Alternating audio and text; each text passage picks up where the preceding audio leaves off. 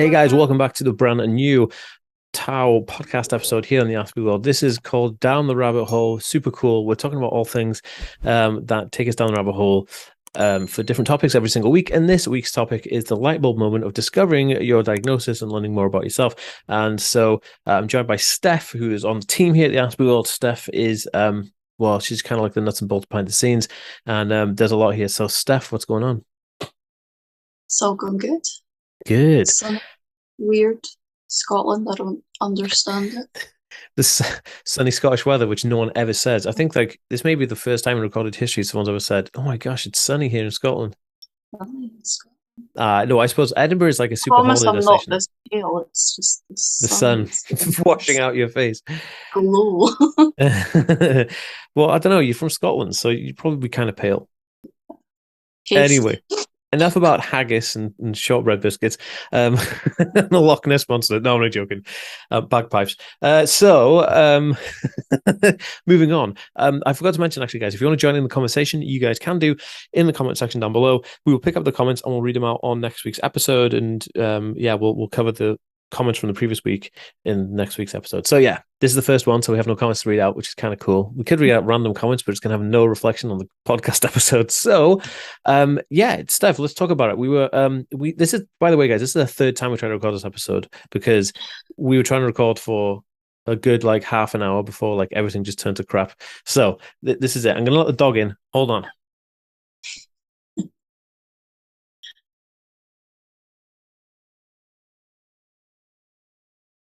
Never work with animals or children, they say. So, okay, here we go. Steph, talk us through a little bit. Like we were talking about this a minute ago, but I think we need to reiterate it again. The idea of like you get your autism diagnosis, and then like what then? You know, like you've gone all your life thinking that you're some kind of like weirdo, and then all of a sudden the doctor's like, no, it's a condition, it's I still neurological. think Yeah. Well, we're all a little bit weird, and that's cool. Stay weird. What's going on in my hair? Dang. So, Steph, what was the diagnosis like for you once you had the diagnosis? What was that process like afterwards? see the diagnosis itself for me was just clarification to what I'd already spent about a month clarifying to myself was the right realization. So you had prior I knowledge to this, like you already kind of Googling and like Yeah, I had the ADHD diagnosis. I felt like it covered some things, and yeah, I was an autism support worker, and it didn't take long for me to go, oh, maybe there is more to the ADHD diagnosis than just the ADHD. yeah. But in terms of like post-diagnosis, I got some medication for my ADHD. I've had a couple of phone calls here and there, and yeah, in terms of like the actual help from the people that could diagnose me, that's kind of Pretty much it. stopped. I recently got a wellness coach, but Oh, okay. I had to like keep badgering my GP to get that going. So Whoa. That's kind of cool you get that though. yeah, I did have something similar. I had like an ASD development worker. Ooh, fancy title, eh? But the government stopped the funding and the job dried up. But he was great. He was really good. It's like a support worker. He's come to your house and like talk you through things. And honestly, without his help, I would never have been able to get into university or apply for certain yeah. benefits I needed at the time and things like that. Like I just didn't know all these things. And so I think that was really important. One thing though, Steph, you mentioned that I picked up on what's quite interesting is that you had some prior experience or knowledge on autism, right? Before your diagnosis. And the funny thing about it for me is that I had nothing. Like I knew nothing about autism. And then all of a sudden I get this diagnostic like report from my doctor and I'm like, what is this? That was it. We were talking about this just a minute ago. I said that I was given a DVD and a leaflet, and you had the DVD as well, didn't you? For my anxiety diagnosis, Like a DVD is like going to help. breathing, I think it was breathing techniques and something to help you make your hand levitate, and it freaked me out and gave me more anxiety, so I never used it again. What? What? I don't even know what it was. Make It your was like hand levitate. What's that going to do? lie Wow. down and imagine your hands lifting up, and then I opened my eyes and my hand was like, and I'm like, what? And yeah, it freaked me out. So the DVD went back in the case and straight back to the What the heck? GP. Was it like on loan, or do they give these out to everybody? Yeah, it was like I think I got some like booklets and the CD. I think it was like mindfulness, like it was meant to be like a guided meditation thing or something. I was like, Oh my no.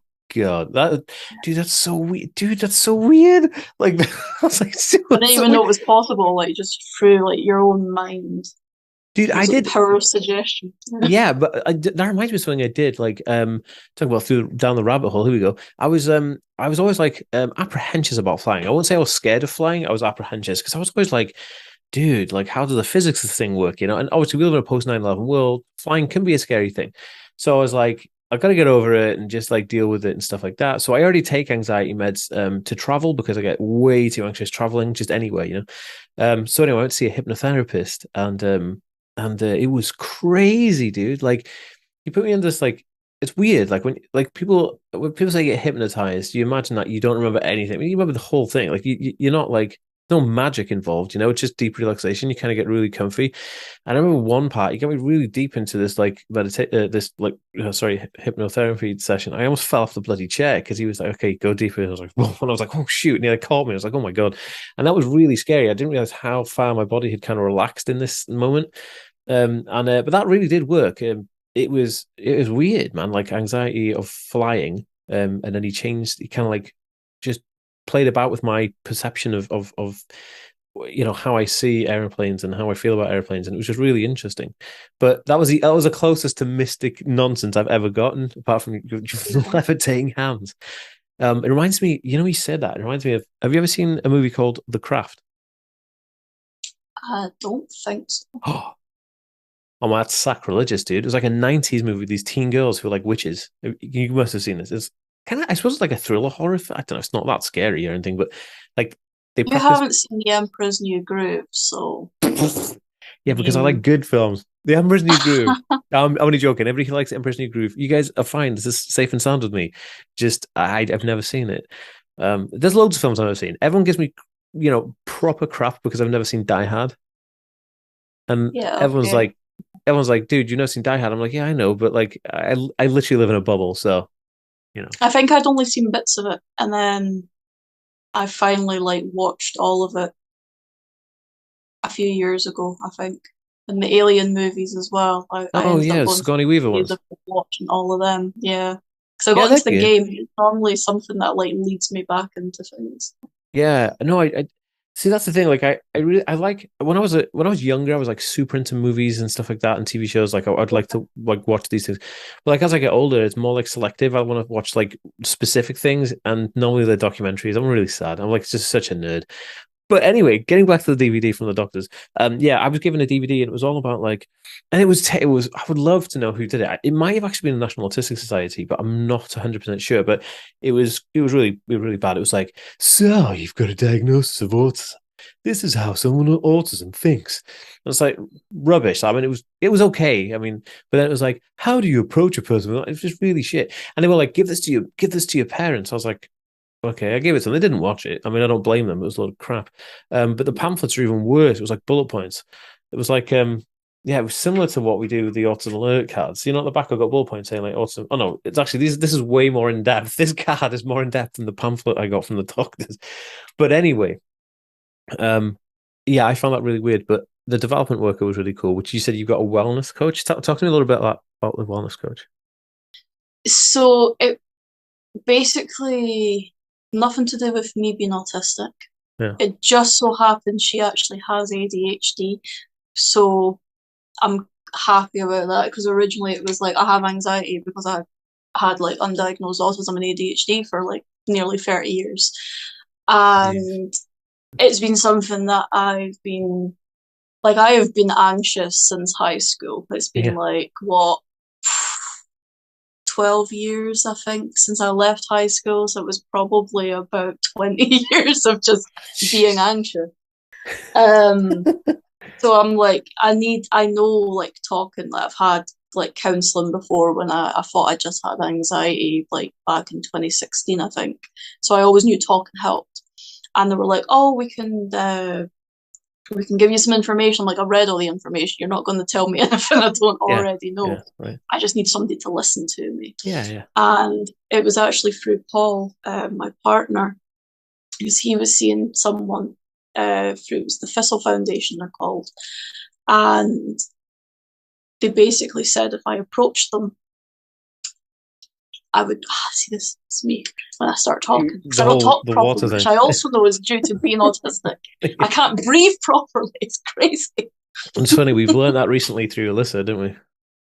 Mm-hmm. That's super And it interesting. makes so much sense. Yeah. And I used to do like public speaking for a living as well. I don't know how I Yeah. managed.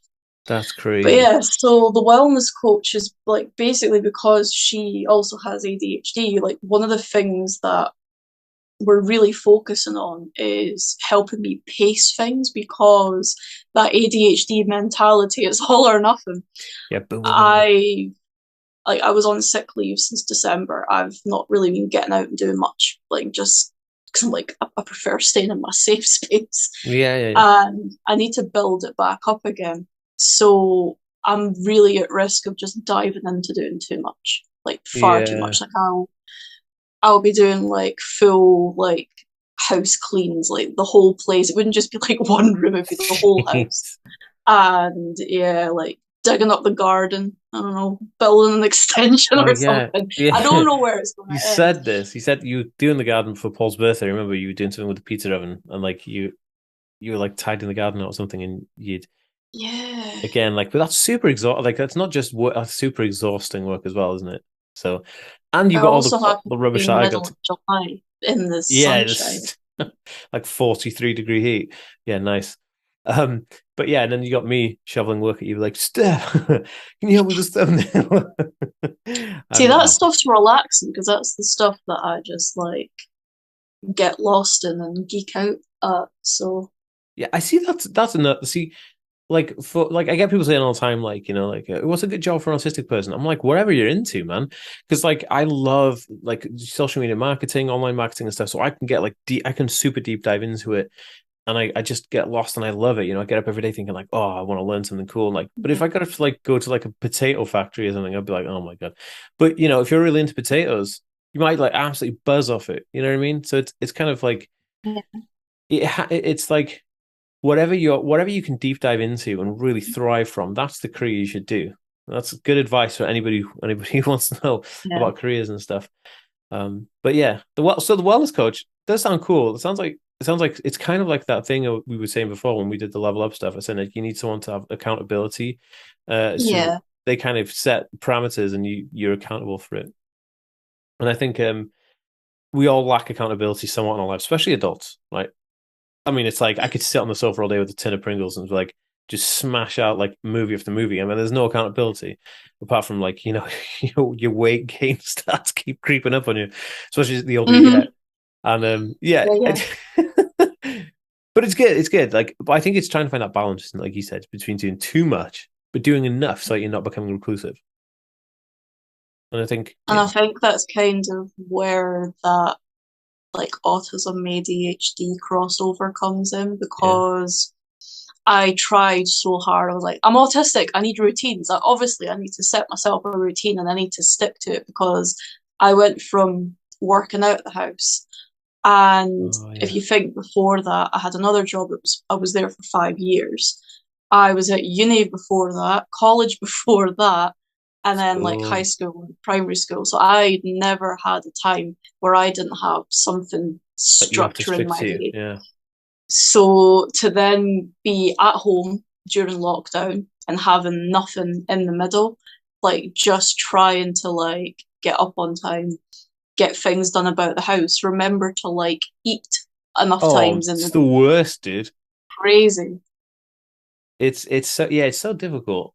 Because yeah, you kind of get lost in this like and I also have, it's kind of like being lost at sea. Like, what do I do? It's like you have the endless possibilities of things you could do, but you have no structure for things that you can Mm-hmm. do. And it's like, oh God, yeah, that was a really big one for me. I think lockdown also kicked me in the knackers there as well because I had that same thing because I'm used to flying around the world, doing talks and meeting people and doing meet and greets and attending events and panels and all this kind of stuff and all of a sudden just like literally just stopped. I think the longest I'd ever spent in my house, and I was kind of going stir crazy.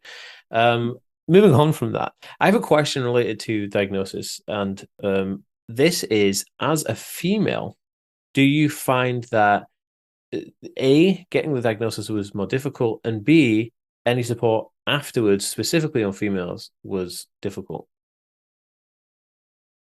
See, I think I was quite lucky with my diagnosis because I got the ADHD one. I figured it out, I think, August time, Yeah. and I had the diagnosis by October. Like it was really quick. Wow. And once I'd started like my new job, like the following January, and I started to figure out like the autism, I basically just like emailed him, which was a weird thing because I never like emailed doctors before. But I was like, I Oh think yeah. autism might be in this as well. Could we do the assessment? So because I'd already filled out some of the forms and we'd already kind of like spoke back and forward a little bit, like he was able to do the diagnosis for that as well. So there was a period of time where I was getting no communication. I went from having so much support like at my work outside of it. So I was having like weekly calls with like my old manager, and like all of a sudden communication from everywhere just stopped. And at that time trying to like push them to be like my anxiety, my stress levels, like I'm off work. I don't know what the fuck I'm supposed to be doing. I'll beep that out later. Oh, it's okay. It's absolutely fine. It's fine. But we're like, I had like my mum, because like phone calls, again, I never knew. But like my mum phoned up my partner. We tried going through like the GP, actually like contacting them directly. I think we also contacted Citizens Advice to try and give them a nudge as well. Jeez. And they were so swamped. But as soon as they kind of got, I think he did a phone call with my mum. I'd filled out some forms. We did like a face to face, and I don't think it was too long after, like maybe within a month, I think I got the diagnosis. Like, actually, no, we decided. We told me on the day. Actually, I'm talking rubbish. Holy smokes. Like, I That's super fast though. basically, yeah. So it was within a year or just over a year that I had both diagnoses. So That's crazy. That seems to move really fast for you. I mean, like, and yeah, it's interesting because I only ever hear like horror stories from people like, oh, it took me forever, so like 3 years, and I didn't get diagnosis done properly, and they're still halfway through yeah, doing it, and you're like, oh my gosh, because obviously they like I think how they did it with me, like they assess you and then they hand you with somebody else to give you a full write up of a diagnosis. You know, you have another interview with somebody else. You have like three interviews basically, and um yeah. and I then didn't get that. I that's don't think weird. mine was extensive enough from what I've heard, like other people say happened in theirs. Like I didn't get like any like kind of classification of like where in the spectrum I am, or and Yeah, but it was after 2013, yours wasn't it? So it would have been because mine was yeah, just Asperger's syndrome. So it wasn't like more of a classification. It was just well, it was a classification. It was Asperger's, but it was like yeah. yeah, there was something else. Oh, the ADHD. That was the other thing that you initially. But yeah, yours would have been more specific. Like mine is now. It would have been like ASD level one, two, whatever, or It was a PDA. mild autism spectrum condition. Is that what they said? Mild, yeah. Mild, those spicy autisms, lush. Yeah. I think it should be mildly presenting, very good at masking. Yeah, well, that's another thing. Like they didn't really, and this is the thing. The women have had that issue, or the females had that issue, where like then no one ever took into consideration masking, and it seems to be more prominent in females that masking's a thing because of the way the female brain's kind of like wanting to kind of just roll up sleeves and get on with it, as in like, but boys are just like like I just can't be asked moving, and I don't want to talk to anybody. So like masking is few and far between with the males, and I think you know that does show, I guess, and that's probably why the aftercare sucks a little bit because they're trying to now play catch up of like what since Yeah. 1942. You know what I mean? It's like, yeah, it's a lot to deal with. But I think like the more, and this is the thing, and we'll wrap this up soon because like we don't want to waffle on, but I think the more that somebody learns about themselves, the more accepting of themselves it should be. And I think that to them is more of a self exploration, kind of self knowing, which leads to self worth, and then it gives you kind of like peace of mind that you're just like this awesome being present in reality. I think that's. That's what everyone should do. I think for me as well, like my mum especially, like me getting the diagnosis, it took a lot of like guilt that I didn't even know she had Hmm. because I had a really hard time at high school. Like I was selectively mute, which is your video that I've watched about the selective mutism. And I was like, well, that explains high school because it was such a big change. All of the friends that I had just like branched off, and then I was left like, I don't know what I'm doing. Yeah, And yeah, I started to freak out. I was school avoidant. I yeah. had one appointment with the school psychologist, and that was at my attendance. And it's been the same throughout my life. Every job I've had, apart from the last one, Yeah. my attendance was dire. It was the same at college.